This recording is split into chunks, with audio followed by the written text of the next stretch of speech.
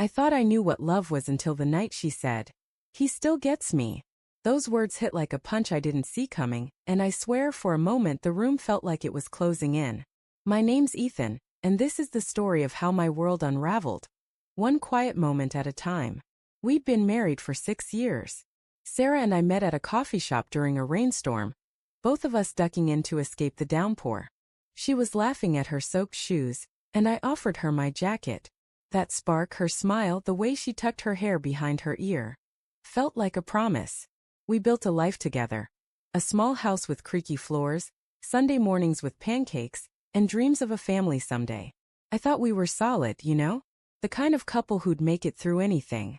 But looking back, I missed the cracks forming, the little signs I didn't want to see. Started with her phone. She'd always been private, but lately she'd tilt the screen away when I walked by, her fingers quick to lock it. I told myself it was nothing, just work emails maybe. But then there were the late nights.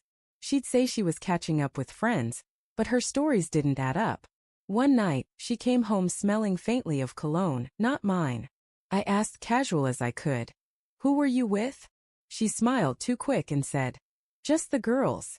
Her eyes didn't meet mine. That's when the doubt crept in like a shadow I couldn't shake. I didn't want to be that guy, the one who snoops, who doubts. But the feeling gnawed at me. One evening while she was in the shower, her phone buzzed on the counter. A text lit up the screen. "Miss you. Call me." No name, just a number. My stomach twisted. I didn't touch the phone, but I memorized those digits. Later, when she was asleep, I checked her call history. That number showed up too many times, late-night calls, quick texts. I didn't confront her, not yet. I wanted to believe there was an explanation. Things got colder between us. She'd snap over small things like leaving dishes in the sink, and I'd catch her staring out the window, lost in thought.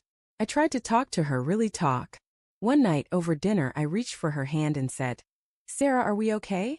She pulled back just a little and said, "Of course, Ethan. I'm just stressed." But her voice was tight, like she was holding something back.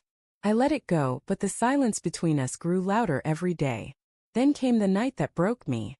We were on the couch, half watching some show, when her phone pinged. She grabbed it too fast, her fingers fumbling. I couldn't help it. I asked, "Who's that?" She hesitated, then said, "Nobody." But I saw the name flash before she hit it. Mark. Her ex. The guy she dated before me, the one she'd called intense but never talked about much. My heart started pounding.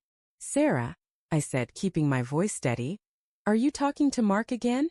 She froze, her eyes wide like a deer caught in headlights. Then she sighed, set the phone down, and looked at me. "He gets me, Ethan," she said, her voice soft but cutting. "He always has. You try, but it's not the same." I felt the air leave my lungs. I wanted to yell, to demand answers, but all I could say was, "What does that mean?" She shook her head, tears in her eyes. "I don't know. I needed to talk to someone who understands." I stared at her, this woman I loved, and realized I didn't know her anymore. "Do you love him?" I asked, barely above a whisper. She didn't answer. That was enough. I didn't scream. I didn't fight. I just stood up, grabbed my keys, and walked out.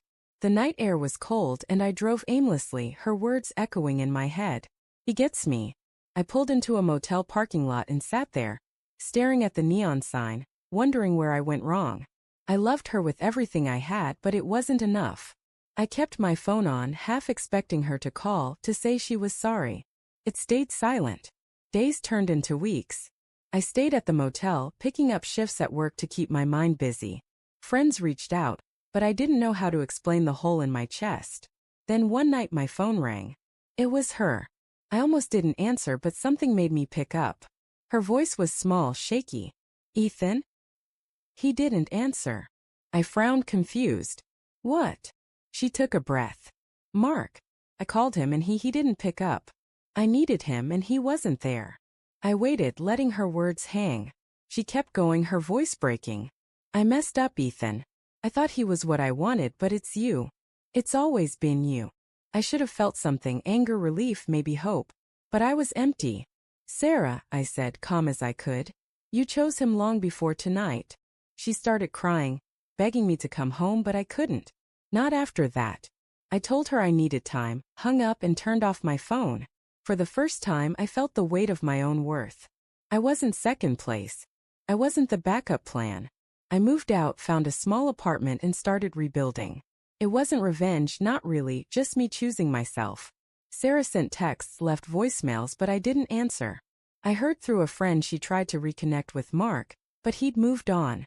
Part of me felt a quiet satisfaction, not because she was hurting, but because I wasn't anymore. I was free. Looking back, I don't hate her. Love doesn't vanish overnight. It just changes. I wish her well, but I'm done carrying the weight of her choices. Sometimes I drive by our old house, the one with the creaky floors, and I remember the good days. But I keep driving.